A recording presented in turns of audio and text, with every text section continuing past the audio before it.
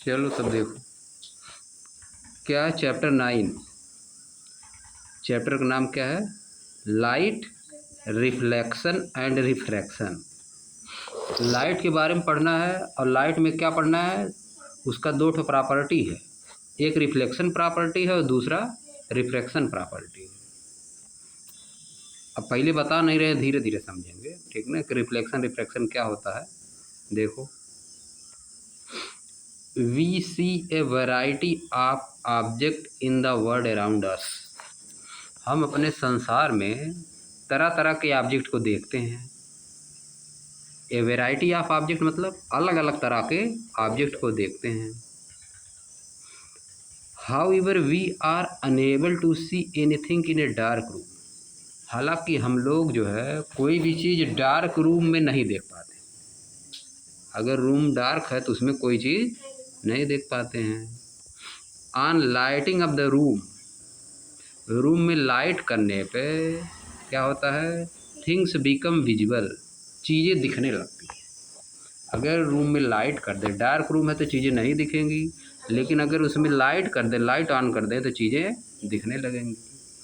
What makes things visible, चीज़ों को क्या विजिबल बनाता है?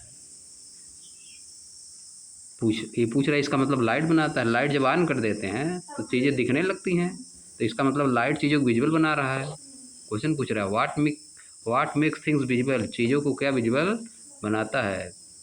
ड्यूरिंग द डे, दिन के समय, the sun light help us to see object, sun light help करता है, ऑब्जेक्ट को देखने में सन लाइट हेल्प करती है। An object reflect light that falls on it, कोई भी ऑब्जेक्ट जिस पे लाइट पड़ती है, गिरती है आके, वह लाइट को रिफ्लेक्ट करता है। किसी भी ऑब्जेक्ट पे अगर सन की लाइट आके गिरती है तो वह लाइट को रिफ्लेक्ट करता है। रिफ्लेक्ट मतलब मोड़ देता है, वापस कर देता है, नहीं बाउंस बैक कर देता है। जहाँ पे गिरेगी जिस ऑब्जेक्ट पे, फिर वापस कर देता है। रिफ्लेक्शन मतलब क्या होता है? Bouncing back of light. जैसे मिरर करता है। धीरे धीरे सब बताएगा, आगे देखो। This reflected light when received by our eyes, यह रिफ्लेक्ट की गई लाइट यानी वापस की गई लाइट जब हमारी आँख को रिसीव होती है, when received by our eyes, जब हमारी आँखों के द्वारा रिसीव की जाती है, enable us to see things, तो इससे हम चीज़ों को देख पाते हैं, या हमको इस लायक बनाती है हम चीज़ों को देख पाएँ। Light enable us to see things, light हमको इस लायक बनाती है कि हम चीज़ों को देख पाए। फिर क्या दिया है? We are able to see through a transparent medium as light is transmitted through it, हम ट्रांसपेरेंट मीडियम से भी कुछ देख सकते हैं। ट्रांसपेरेंस मीडियम के उस पार, आर पार हम लोग देख सकते हैं। क्यों देख सकते हैं? क्योंकि लाइट इससे होकर ट्रांसमिट हो जाती है, इसके आर पार चली जाती है, तो ट्रांसपेरेंट मीडियम के आर पार भी हम लोग देख सकते हैं। There are a number of common wonderful phenomena associated with light such as image formation by mirror, the twinkling of star, the beautiful colours of rainbow. There are a number of wonderful phenomena associated with light, light से related बहुत से घटनाएं हैं। Phenomena मतलब घटनाएं, बहुत से आश्चर्यजनक घटनाएं हैं विथ लाइट, लाइट से जो कि एसोसिएटेड है। जैसे कि image formation by mirror, mirror के द्वारा इमेज का formation, the twinkling of star, तारों का चमकना, the beautiful colour of rainbow, rainbow का beautiful colour, bending of light by a medium, light का मुड़ जाना, लाइट का किसी मीडियम में मुड़ जाना, एंड सो ऑन। इसी तरह की बहुत से फेनोमेना हैं जो कि लाइट से रिलेटेड है, एसोसिएटेड है। A study of the property of light help us to explore them, light की प्रॉपर्टी का स्टडी करना हमको इन सभी फेनोमेनों को एक्सप्लोर करने में हमारी हेल्प करेगी। हम इन सबको एक्सप्लोर कर पाएंगे कि ये सब कैसे होते हैं। ऊपर जो फेनोमेना दिए हैं, जैसे beautiful colour of rainbow, tinkling of star, ये सब कैसे होता है, लाइट को पढ़ने के बाद हम जान पाएंगे।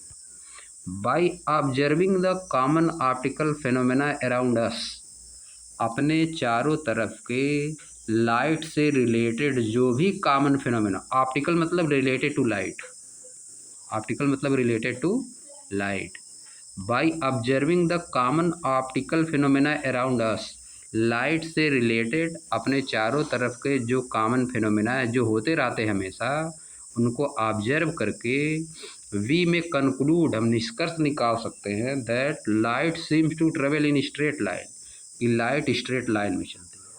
अपने आसपास के फिनोमेना को हम ऑब्जर्व करके यह निष्कर्ष निकाल सकते हैं कि लाइट स्ट्रेट लाइन में चलती है हमेशा। The fact that a small source of light cast a sharp shadow of an object object point to this straight line path of light usually indicated as ray of light. ये क्या दिया है? The fact that a small source of light, या fact कि light का एक small छोटा सा भी source cast a sharp shadow of an objective object, किसी भी ऑब्जेक्टिव ऑब्जेक्ट का जिससे हो के लाइट आर पार नहीं जा सकती, ऐसे ऑब्जेक्ट को क्या बोलते हैं? Objective object.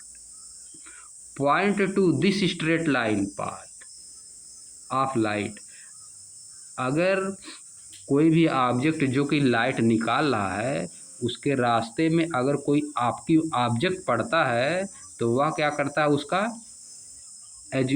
क्या बनाता है? शैडो बनाता है। कास्ट ए शार्प शैडो, उसका शैडो बनाता है। अगर कोई आपकी ऑब्जेक्ट है किसी भी सोर्स के, कोई भी सोर्स जो कि लाइट निकाल रहा है, अगर लाइट के रास्ते में वह पड़ जाता है ऑब्जेक्ट, तो लाइट उसका क्या बनाती है? शैडो बनाती है। अगले हम usually indicated as ray of light,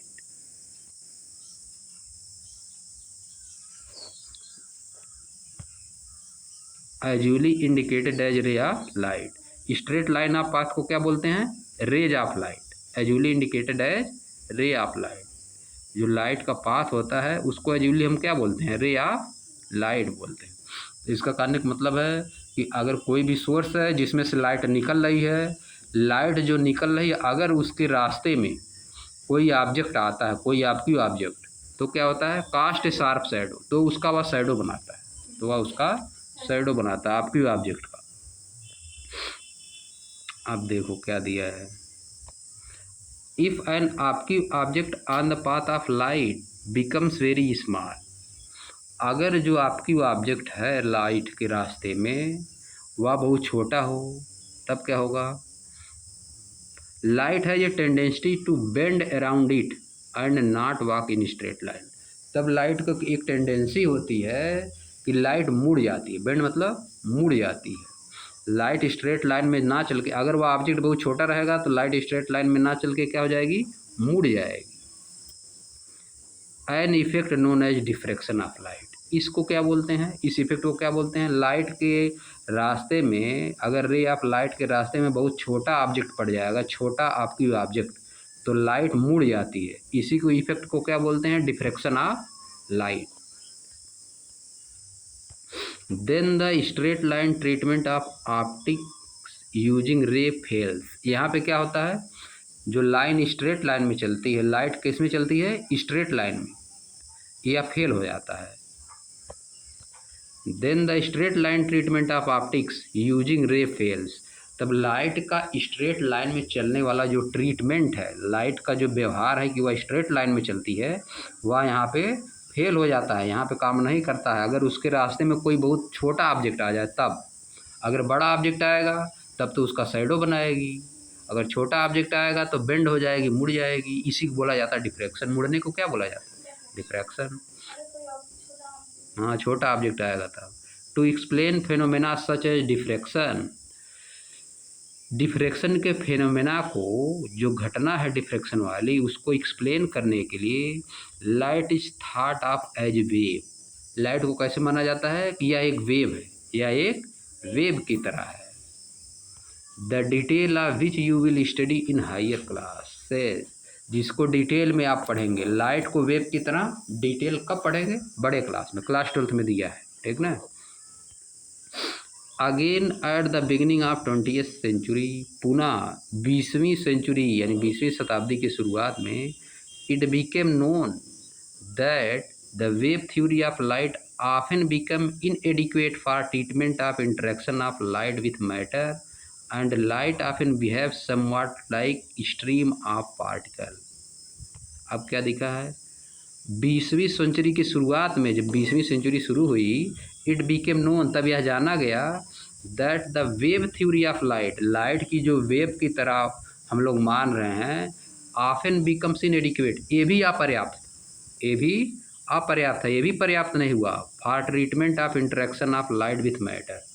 light matter से कैसे इंटरेक्शन करती है, लाइट जब मैटर पे पड़ती है तो किस तरह का व्यवहार करती है, वेव थ्योरी भी उसमें फेल हो गई।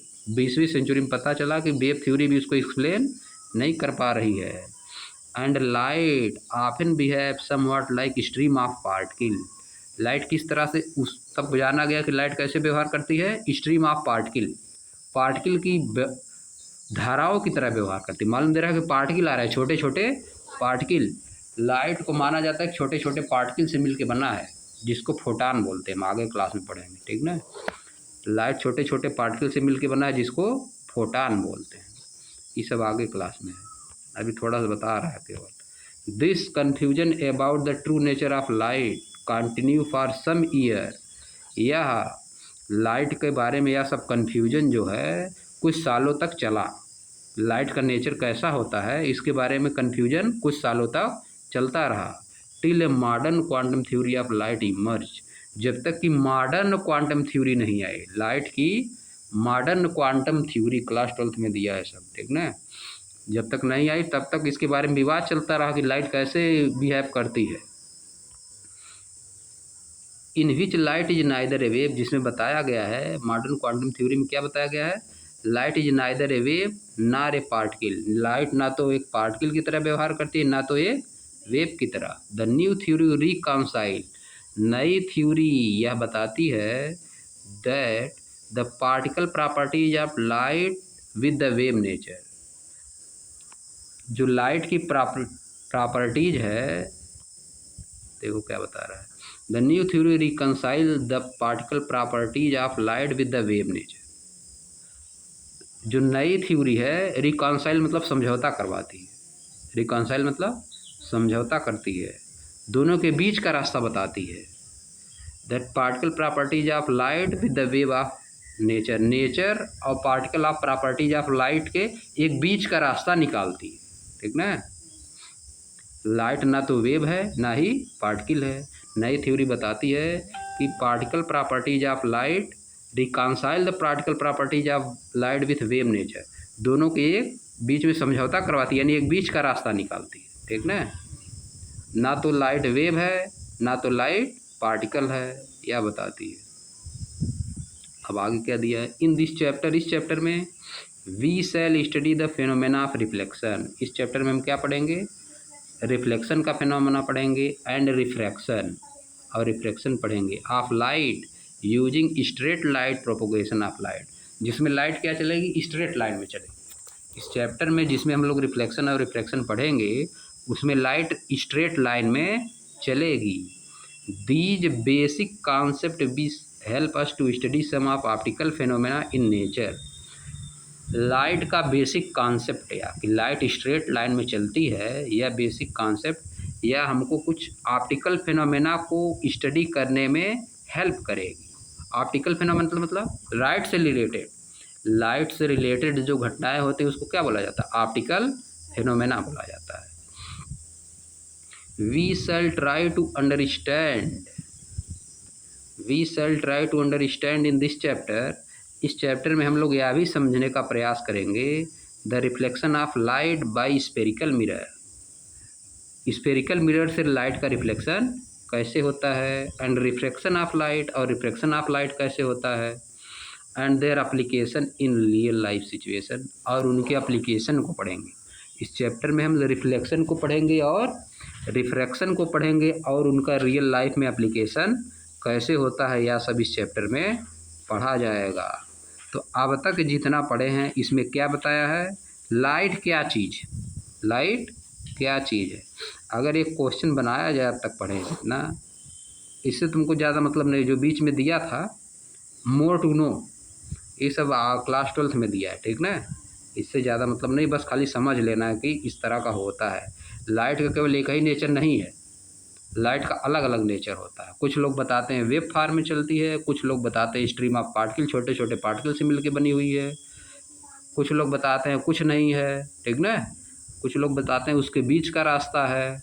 कुछ हमको इसमें क्या पढ़ना है, लाइट स्ट्रेट लाइन में चलती है, हमको बस यही पढ़ना है। क्लास 10th में क्या पढ़ना है, लाइट स्ट्रेट लाइन में चलती है। तो लाइट होती क्या है, अगर क्वेश्चन बोल दिया जाए what do you understand by light, define light, तो क्या लिखा जाएगा। क्वेश्चन लिखो, लिखो क्वेश्चन। क्वेश्चन कई हो सकता है, what is light, define light, what do you understand by light, ठीक ना। अभी तक यही पढ़े हम। तो इसका आंसर क्या होगा, what is light, define light, what do you understand by light, what do you mean by light, सब एक ही बात है। तो लाइट क्या है, लाइट की हेल्प से हम चीज़ों को देख तक पाते हैं ना। देखो लाइट जिस पे पड़ती है वह चीज़ जो है गर्म भी हो जाती है, हीट हो जाती है नहीं, कुछ चीज़ें जलने भी लगती हैं। तो ये इसका मतलब लाइट एक प्रकार की एनर्जी है। लाइट क्या है, light a type of energy, light is a type of energy which create the sensation of vision, which create the sensation of vision. या तो light is a type of energy which enables us to see things, which enables us to see things. देखो दिया है, यहाँ पे दिया है ना, enable us to see things, नहीं। Light is a type of energy which enable us to see things, इस तरह बोलो। या तो light is a type of energy which create a sensation of vision, sensation create करती है, देखने का सेंस। एक तो प्रॉपर्टी है, लाइट का प्रॉपर्टी है, light travels in straight line, light travels in straight line. What do you understand by light, light is a type of energy which enable us to see things, या light is a type of energy which create the sensation of vision, light always travels in straight line. Reflection of light क्या होता है, देखो इसको हम लोग पढ़ भी चुके हैं पीछे, कभी किसी क्लास में पढ़े भी होंगे, ठीक ना। 6th 7th 8th किसी क्लास में दिया होगा। रिफ्लेक्शन ऑफ लाइट क्या है, देखो ए हाईली पॉलिश्ड सरफेस, एक अच्छी तरह से पूरी तरह से पॉलिश किया गया सरफेस जैसे कि mirror, reflect most of the light falling on it, इस पे जितना भी लाइट पड़ती है उसमें से ज़्यादातर लाइट को यह रिफ्लेक्ट कर देता है, ज़्यादातर लाइट को रिफ्लेक्ट कर देता है। You are already familiar with the law of reflection of light, आप लाइट के जो लॉ हैं उनसे पहले ही फेमिलियर हैं, पहले ही परिचित हैं। क्या है, let us recall these law, आइए इन लॉ को रिकॉल करते हैं फिर से। क्या दिया देखो, the angle of incident is equal to the angle of reflection, angle of incidence जो होता है वह एंगल ऑफ रिफ्लेक्शन के इक्वल होता है। अब एंगल ऑफ इंसिडेंस और एंगल ऑफ रिफ्लेक्शन क्या होता है, अगर लाइट किसी ऑब्जेक्ट पे पड़ती है, मिरर पे मान लो पड़ रही है नहीं, लाइट किसी ऑब्जेक्ट पे पड़ रही है तो लाइट को वह रिफ्लेक्ट करता है, बीच में एक नॉर्मल खींच देते हैं। इंसिडेंट रेज, जो रेज आती है उसको क्या बोलते हैं, इंसिडेंट रेज, और एक नॉर्मल इमेजिनरी खींचा गया है। इंसिडेंट रेज और नॉर्मल के बीच जो एंगल बनता है उसको क्या बोलते हैं, इंसिडेंट एंगल, उसको आई से रिप्रेजेंट करते हैं। और रिफ्लेक्टेड रेज, जो लाइट रिफ्लेक्ट हुई है और नॉर्मल के बीच जो एंगल बनता है उसको क्या बोलते हैं, रिफ्लेक्टेड एंगल बोलते हैं, इसको आर से रिप्रेजेंट करते हैं। वही आई और आर दोनों क्या होते हैं, equal, angle i equal to angle r. और क्या दिया है, सेकंड लॉ क्या है, the incident ray the normal to the mirror at the point of incidence and reflected ray are lie in the same plane, all lie in the same plane. जो incident rays होती है, जो normal होता है और जो reflected raise है, सब एक ही प्लेन में होते हैं, एक ही प्लेन में होते हैं, मतलब एक ही प्लेन में होते, एक ही प्लेन पे होते हैं। वो तो कई किस जगह भी बन सकता है, जैसे देखो मान लो यह प्लेन है, ठीक ना, यह प्लेन है, नीचे से पॉलिश किया गया है, यहाँ पे मान लो नॉर्मल खींच दिए, यहाँ पे एक नॉर्मल खींच दो, समझिए बात। फिर एक लाइट इधर से आएगी, लाइट ऑफ इधर से आएगी, ठीक ना, और एक इधर से निकल जाएगी। ये तीनों जो है एक ही प्लेन में होंगे ना, ये प्लेन हो गया एक, समझिए बात। हाँ एक ही पॉइंट पे तो होंगे ही, लेकिन उसको बोला जाता है प्लेन, प्लेन में बोल रहा है। वो तो अलग अलग पॉइंट में आ सकते हैं ना, एक प्लेन है अगर, एक प्लेन में किसी भी पॉइंट पे बहुत सी लाइट रेज ऑफ लाइट आएगी, रेज ऑफ लाइट बहुत सी आएंगी ना। हाँ एक ही प्लेन एक पॉइंट पे तो होते ही हैं, वो तो एक पॉइंट के लिए लिया जाएगा, ठीक ना, एक पॉइंट के लिए लोगे तो एक पॉइंट पे होंगे, लेकिन प्लेन में होते हैं सब एक प्लेन में। इंसिडेंट रेज होती है, जो रिफ्लेक्टेड रेज होती है, और जो नॉर्मल होता है, ये सब कहाँ होते हैं, एक ही प्लेन में। All lies in the same plane, एक ही प्लेन में सब होते हैं। एक रेज लेंगे, एक ठो रिफ्लेक्टेड रेज लेंगे, एक ठो इंसिडेंट रेज लेंगे, तब एक पॉइंट न लोगी, उसमें तो बहुत सी रेज आएंगी, तक नहीं। हाँ प्लेन पे, अच्छा फेयर पे एक ही पॉइंट पे लिखी हो, एक का बात थोड़ा ना हो रही है। क्या दिया है, incident ray, the normal to the mirror and the point of incidence at and reflected rays. जो पॉइंट ऑफ इंसिडेंस है, जिसपे सब रेज आ रही, जिसपे रेज आ रही है, जिसपे नॉर्मल खींच रहे हैं जिस पॉइंट पे, उस पॉइंट को क्या बोल रहे हैं, पॉइंट ऑफ इंसिडेंस। जो रेज आ रही है उसको इंसिडेंट रेज बोल रहे हैं, और जो रेज रिफ्लेक्ट हो रही है उसको रिफ्लेक्टेड रेज बोल रहे हैं। सब एक ही प्लेन में होते हैं, या लिखा जाएगा, ठीक ना, एक ही पॉइंट पे नहीं, एक ही प्लेन में। All lie in the same plane, सब एक प्लेन में होते हैं, गलत हो जाएगा, पॉइंट नहीं लिखना है। All lie in the same point नहीं, all lie in the same plane. तो यहाँ पे क्या लिखना है, सेम पॉइंट नहीं लिखना है, सेम प्लेन लिखना है। The incident rays the normal to the mirror at the point of incident and reflected rays all lie in the same plane, सब सेम प्लेन में पढ़ते हैं। नेक्स्ट आगे क्या दिया है, these law of reflection of applicable to all type of reflecting surface including spherical surface. यह जो लॉ ऑफ रिफ्लेक्शन है दोनों, यह हर तरह की सरफेस के लिए सही है, चाहे वह स्फेरिकल सरफेस हो, चाहे जिस तरह का सरफेस हो, सभी तरह का सरफेस के लिए सही है। You are familiar with the formation of image by a plane mirror. आप प्लेन मिरर से जो इमेज बनता है उससे आप पहले से परिचित हैं, तक नहीं, क्योंकि हम लोग प्लेन मिरर दिन में देखते हैं इमेज कहीं जाने से पहले। What are the properties of image, image की क्या प्रॉपर्टी रहती है प्लेन मिरर में, हम लोग देखते हैं जो, उसका देखो बताया property. Image formed by a plane mirror is always virtual and erect. जो इमेज प्लेन मिरर से बनता है, जो हम लोग देखते हैं शीशा, उसमें जो इमेज बनता है वो कैसा रहता है, वर्चुअल रहता है और इरेक्ट। इरेक्ट मतलब सीधा, वर्चुअल मतलब इमेजिनरी, इमेजिनरी रहता है और सीधा रहता है। प्लेन मिरर में जो इमेज बनता है वह इमेजिनरी रहता है और सीधा रहता है, वर्चुअल और इरेक्ट। और क्या दिया है, the size of the image is equal to that of object. जो ऑब्जेक्ट का साइज है वह इमेज का साइज दोनों इक्वल रहता है प्लेन मिरर। जितना बड़ा हम है उतना शीशा में भी दिखते हैं, और दूर चले जाएंगे तो छोटा दिखेंगे, ठीक ना। The image formed is as far behind as the object in front of it. जो इमेज बनता है, द इमेज फॉर्म, जो इमेज बनता है, इज एज फार बिहाइंड, वह उतना ही पीछे होता है। The mirror, the image form is as far behind the mirror as the object in front of it. हम ऑब्जेक्ट के सामने मिरर से जितना दूर रहेंगे, मिरर के अंदर इमेज उतना ही पीछे बनता है जाके, ठीक ना। हम जितना सामने रहेंगे, मिरर के सामने जितना दूर रहेंगे मिरर से, मिरर में इमेज भी उतना ही दूर दिखता है, यही लिखा है। द इमेज फॉर्म्ड इज, जो इमेज बनता है, is as far behind the mirror, वह मिरर से इतना ही पीछे होता है, as the object in front of the mirror, जितना कि मिरर के सामने ऑब्जेक्ट होता है। मिरर के सामने ऑब्जेक्ट जितना दूरी पे होगा, मिरर में उतना ही पीछे इमेज उसका बनेगा।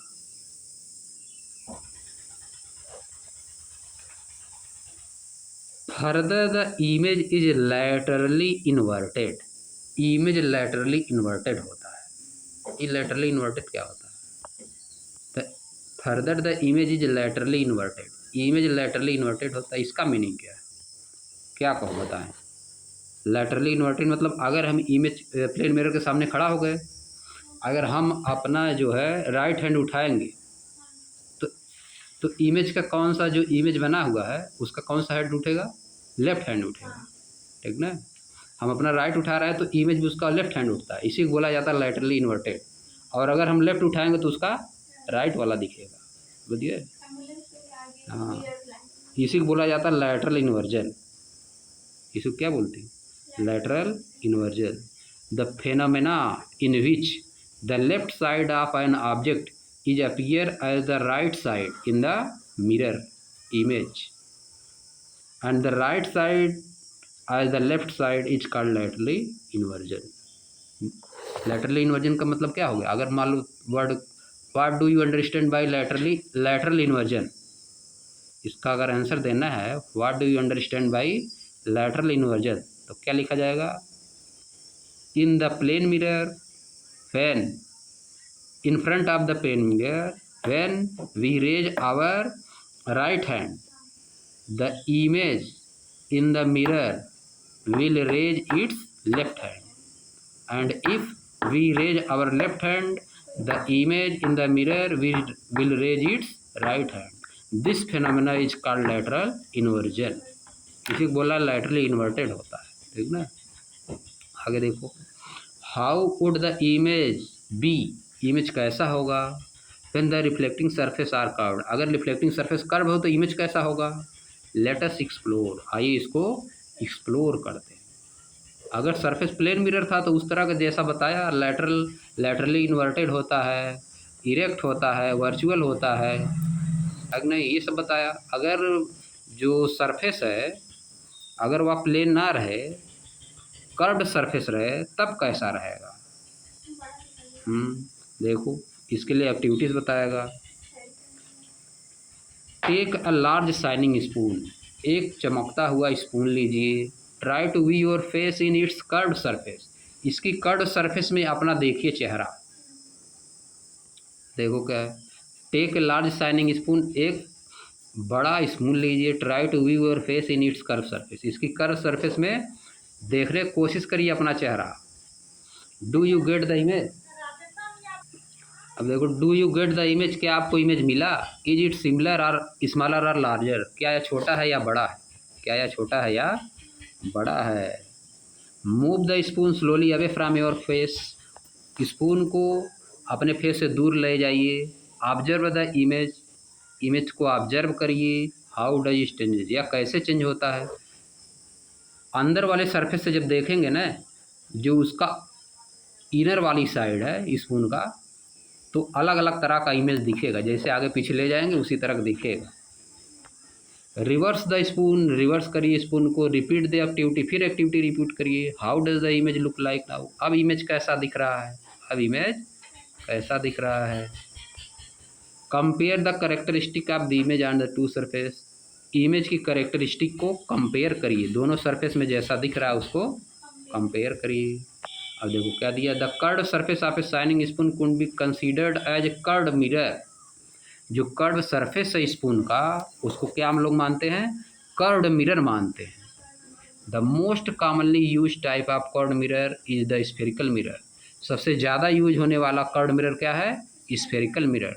The reflecting surface of such mirror can be considered to form a part of the surface of a sphere, जो इसका रिफ्लेक्टिंग सरफेस होता है उसको वह किसका होता है? इसी स्पेयर का पार्ट होता है, किसी स्पेयर के सरफेस का पार्ट होता है, यानी उसी से काट के बनता है। Such mirror whose reflecting surface are spherical, ऐसे मिरर जिनका रिफ्लेक्टिंग सरफेस स्पेरिकल होता है आर कॉल्ड स्पेरिकल मिरर, उसको क्या बोलते हैं? स्पेरिकल मिरर बोलते हैं। We shall now study about spherical mirror in some detail, अब हम लोग स्पेरिकल मिरर के बारे में डिटेल में पढ़ेंगे। स्पेरिकल मिरर क्या होता है इसके बारे में हम लोग डिटेल में।